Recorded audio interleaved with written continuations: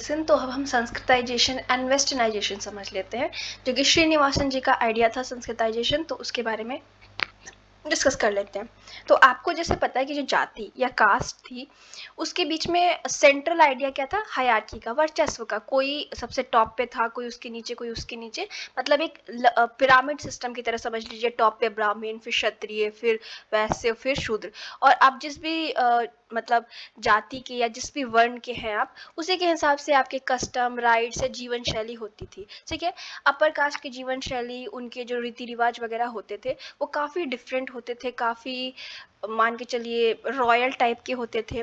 वहीं lower caste जो था, उन पे बहुत सारे रिस्ट्रिक्शंस थे, उन पे बहुत सारे रोक थे। जैसे कि वो लोग टेम्पल्स में नहीं एंटर कर सकते थे, वो बाकी कास्ट को मतलब सर्व करने का ही उनको बस अधिकार था। उसमें भी अछूत वर्ग था, जिसको कई गाँव में एंट्री नहीं अलाउड थी, बहुत सारी चीज़ें थी। ठीक है। और अगर कोई भी ये कास्ट का सिस्टम जो था, या कास्ट के जो रूल एंड रेगुलेशंस बनाए गए थे जाति प्रथा को लेके, जो भी नियम कानून थे, अगर कोई उसको फॉलो नहीं करता, तो फिर क्या होता है कि जो ये अपर कास्ट होती है, उच्च जाति वाले होते हैं, उनको कोई ना कोई प्रताड़ना, शोषण उनका करते, या उनको पनिशमेंट देते। ठीक है। एंड अगर जो रूल का तरीका जो था अपर कास्ट का, उच्च जातियों का, उसको अगर छोटी जाति के लोग अडॉप्ट करते हैं या उसको फॉलो करते हैं, जो अपर कास्ट के रूल एंड रेगुलेशन है, तो उस प्रोसेस को श्रीनिवासन जी ने संस्कृताइजेशन कहा है। ठीक है।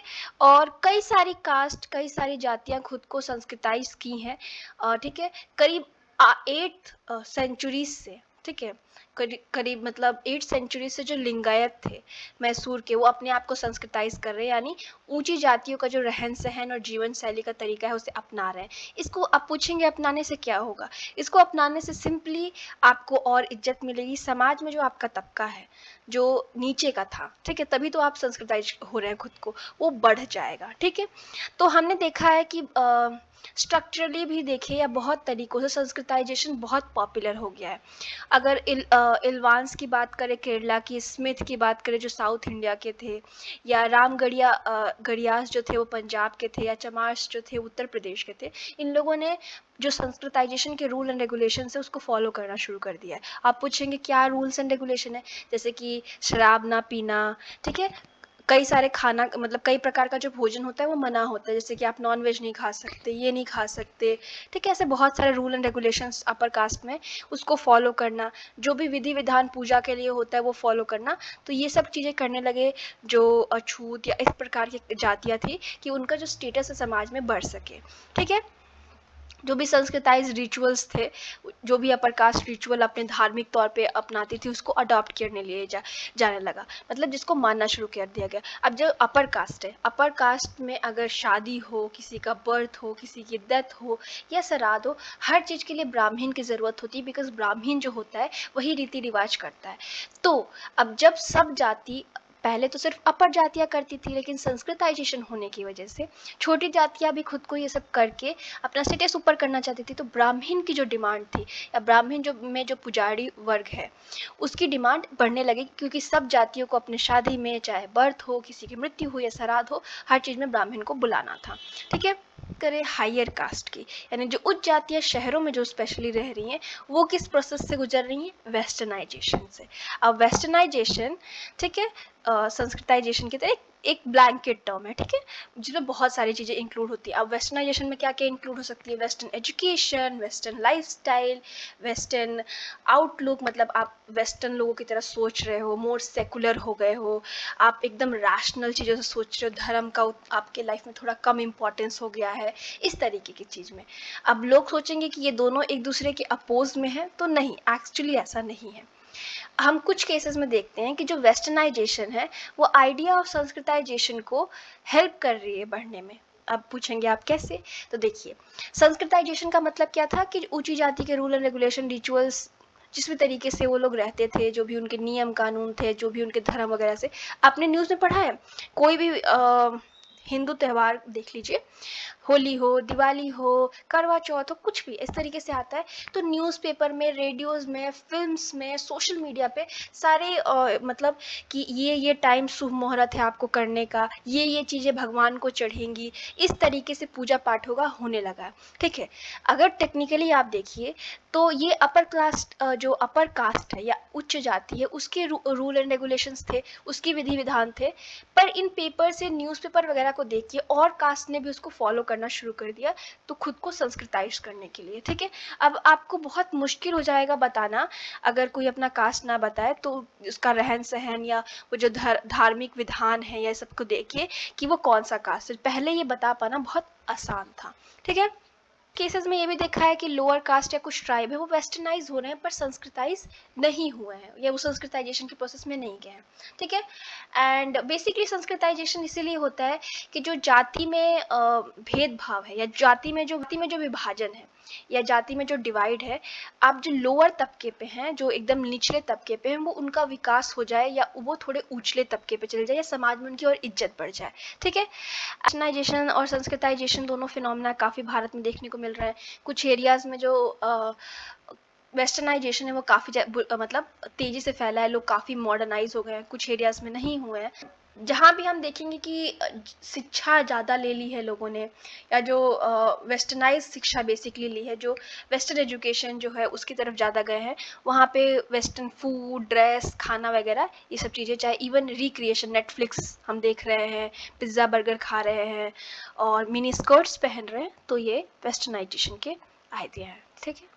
के बाद कास्ट सिस्टम जो है, जो ट्रेडिशनल कास्ट सिस्टम है, उसमें बहुत बदलाव आया है, किस वजह से? पॉलिटिक्स की वजह से, ठीक है।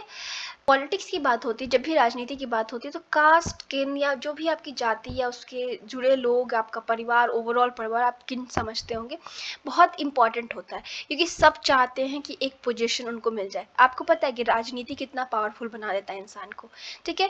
एंड देखिए, मान लीजिए आपको चुनाव में खड़ा होना है, ठीक है, तो आपके पास तो नॉर्मली क्या होता है कि हाँ भाई मैं ये चीज़ ऑफ़र कर रहा हूँ, ये चीज़ मैं उत्थान करूँगा, इस एरिया में आ गया तो मैं ये चीज़ चेंज कर दूँगा, रोड बना दूँगा, ठीक है। ये चाहिए होता है कि कुछ लोग या मैं क्या करते हैं कि जो इतनी गरीबी हो रही है उसको मैं ख़त्म कर दूँगा। तो आपके साथ गरीबों का जो है ग्रुप है वो जुड़ जाएगा क्योंकि आप वादा कर रहे हैं कि आप गरीबी दूर करेंगे। लेकिन भारत के पॉलिटिक्स में ये केस बहुत इंटरेस्टिंग है। कास्ट की जो पॉलिटिक्स होती है वो बहुत ज़्यादा इंपॉर्टेंट होती है कि आप पर्टिकुलर कास्ट को इनडायरेक्टली अपने साथ जोड़ लेते हो, बिकॉज आपको ऐसा तो आपको ग्रुप बनाना था कि भाई मैं गरीबी दूर करूंगा, शिक्षा ज़्यादा लेके आऊंगा या नौकरी दूंगा। अलग अलग ग्रुप्स बन गए ना कि जिनके पास नौकरी नहीं है वो आपको वोट देगा या जिसको गरीबी से बाहर निकलना है वो वोट देगा, ठीक है। लेकिन इस सेंस में जब कास्ट होता है तो कास्ट तो ऑलरेडी डिवाइडेड ग्रुप है, तो आप एक पर्टिकुलर कास्ट को या दो पर्टिकुलर कास्ट को अपने ध्यान में रख के अपने रूल एंड रेगुलेशंस या अपना एजेंडा बना सकते हो, ठीक है, कि मैं इस तरीके से इन लोगों को अपनी तरफ अट्रैक्ट करूंगा। इंडिया के केस में इंटरेस्टिंग है कोई। तो जिस तरीके से मैंने आपको एक्सप्लेन किया, तो कोठारी जी की भी स्टडी है कि किस तरीके से समाज डिवाइड है। तो एक बहुत पॉपुलर बिलीफ है, ऐसा माना जाता है कि दलित्स मानते हैं, जो भारत के दलित लोग हैं या जो अछूतों का वर्ग बेसिकली बनता है, वो मानते हैं कि भारत में ना, जैसे आप किसी भी एरिया में जाइए तो आप देखेंगे कि ज़्यादातर जो राजनीति है उसमें या तो ब्राह्मण बहुत ज़्यादा पार्टिसिपेशन रहेगा, मतलब राजनीति में ब्राह्मण का बहुत बड़ा रोल रहेगा। अगर ब्राह्मण उस जगह पे नहीं है या ब्राह्मण उतना पावरफुल नहीं है तो कोई और जो मतलब कास्ट उसके बाद क्षत्रिय वगैरह जो पावरफुल कास्ट है वो उनके पास पावर रहेगा। तो ऐसा कुछ दलित्स का मानना है कि जो ये कास्ट सिस्टम, जो जाति प्रथा थी, वो आर्यंस जब भारत आए तो उन्होंने इंट्रोड्यूस की थी, ठीक है। एंड क्यों? क्योंकि जो आर्यंस थे वो बहुत ही कम संख्या में थे। जब भारत में वो उन लोगों ने आक्रमण किया तो आर्यन की संख्या बहुत कम थी, या भारत में जब भी हुआ, और उनको पता था कि जो भारत के लोग हैं, जो कि खुद दलित लोग ऐसा बोलते हैं कि वो हैं भारत के असली लोग। तो अब दलित्स को कंट्रोल करना था आर्यन द्वारा, आर्यंस को दलित को कंट्रोल करना था और आर्यंस थे कम संख्या में, तो उन लोगों ने कास्ट सिस्टम बनाया। कास्ट सिस्टम बनाने से क्या हुआ कि इस टाइप की आइडियोलॉजी आ गई कि हम डिवाइडेड हैं, ठीक है। उसके बाद अगर दलित किसी और भी मतलब रिलीजन में अपने धर्म परिवर्तन करवाया, या तो सिखिज्म में, इस्लाम में, क्रिश्चियनिटी में, तब भी वहाँ पे भी कास्ट सिस्टम आ गया। क्यों? क्योंकि भारत की जो ब्रेन है, भारत की जो सोचने समझने की शक्ति, उसमें बहुत बुरी तरीके से आ गया था। इन लोगों का मानना था कि आर्यंस ने इंट्रोड्यूस किया ये जाति प्रथा कि भारत को डिवाइड कर सके, और भारत के जो लोग हैं, जो कि दलित खुद को मानते हैं, उन पे अपना कब्जा बनाए रखे। ठीक है। दलित्स ने खुद को चेंज भी किया कई अन्य का मतलब जातियों में, अन्य धर्मों में, धर्मों में, एंड फिर भी कोई बदलाव नहीं आया। दलित्स ने, या जो अछूत अछूत वर्ग है, या शूद्रास जो है, ठीक है, तो इसको एक और कम्युनिटी बनाई, मेजॉरिटी माइनॉरिटी कम्युनिटी। तो दलित्स का मानना है कि जो ब्राह्मण, क्षत्रिय और वैश्य हैं वो केवल 15% है पॉपुलेशन के, एंड जो दलित्स हैं वो बाकी पॉपुलेशन है, यानी 85% दलित्स हैं। तो इसका मतलब वो लोग मेजॉरिटी हैं, एंड जो ये क्षत्रिय, ब्राह्मण और वैश्य हैं वो 15% है, यानी ये मेजॉरिटी माइनॉरिटी जो कम्युनिटीज़ है उनके बीच में एक शक्ति के लिए युद्ध है। इसको सिंपली समझिए। दलित्स का मानना था कि जो आर्यंस थे वो भारत में आए, और भारत में आने के बाद उन लोगों ने देखा कि जो दलित लोग, यानी भारतीय जो है, उस टाइम के भारतीय, उन पे कब्जा करना है। अब आर्यंस थे कम संख्या में, इनके हिसाब से आर्यंस, ब्राह्मण, क्षत्रिय और वैश्य थे, जो कि 15% है अभी भी, और उस टाइम भी बहुत कम संख्या में थे। इन लोगों ने जाति प्रथा ला दिया और खुद को टॉप पे कर दिया, और जो यहाँ के लोग थे, भारतीय जो लोग थे, उनको दलित बोल दिया गया पॉपुलरली, और ये मेजॉरिटी थी, फिर भी इनको एकदम निचले तबके पे ढकेल दिया गया और सारी पावर को अपने हाथ में ले लिया गया। ठीक है। तो एक और ये व्यू आप समझ गए, दलित पर्सपेक्टिव, कि दलित लोगों का क्या विचारधारा है। उसके बाद हम ये पोल्यूशन और जो ये प्योरिटी का रूल एंड रेगुलेशन है, इसको देख लेते हैं। ये तो बाकी चैप्टर्स में काफ़ी कुछ डिस्कस किया गया, बट हम यहाँ पे भी फिर भी डिस्कस कर लेते हैं। तो देखिए, तो ये जो पोल्यूशन का रूल है कि कोई पर्सन अपवित्र है, कोई पवित्र है, ये आपको विलेजेस में ज़्यादा देखने को मिलेगा, सिटीज़ में कम ही देखने को मिलेगा। ठीक है। क्योंकि हम देखते हैं शहरों में लोग फैक्ट्रीज़ में, स्कूल्स में और बहुत सारी जगहों पे, ट्रेन में या मेट्रोज़ में, कहीं भी लोग एक दूसरे से इंटरेक्ट करते हैं और कास्ट का उतना वो नहीं होता। तो शहरों में तो पोल्यूशन का जो सिस्टम है वो ख़त्म हो गया है, लेकिन गाँव में हमें फिर भी देखने को मिलता है। ठीक है। और बेसिकली पोल्यूशन का मतलब ये होता है कि कुछ जो जातियाँ हैं वो ज़्यादा पवित्र हैं, और कुछ जातियाँ जो हैं वो कम पवित्र। अपर कास्ट की जो मतलब अपर कास्ट जो है, उच्च जातियाँ हैं, वो पवित्र हैं और वो जो भी करेंगे वो सब कुछ सही है, और बाकी नीचे की जातियाँ हैं अपवित्र। अगर अपवित्र जातियों ने मतलब पवित्र जातियों से कोई इंटरेक्शन किया, कोई बातचीत की, खाना साथ खाया, तो उनको भी अपवित्र कर देंगे, और फिर पवित्रता पाने के लिए नहाना और भी कई सारे रूल एंड रेगुलेशन बनाए गए हैं। ठीक है। लेकिन इसकी वजह से बहुत सारी पनिशमेंट, एक्सप्लॉइटेशन और इनजस्टिस जो छोटी जातियाँ हैं उनको सहन करना पड़ता है, क्योंकि अपर कास्ट जो है वो उन पे बहुत सारे अत्याचार करती है। ठीक है। उनको पढ़ने का अधिकार, बहुत सारे अधिकारों से वंचित रखा गया। तो महात्मा गांधी का आइडिया ये था कि उन्होंने हरिजन्स बोला था दलित को, यानी हरि के जो लोग हैं, हरिद्वारा लोग हैं, या हरि के लोग हैं, मतलब हरि मतलब विष्णु हो गए।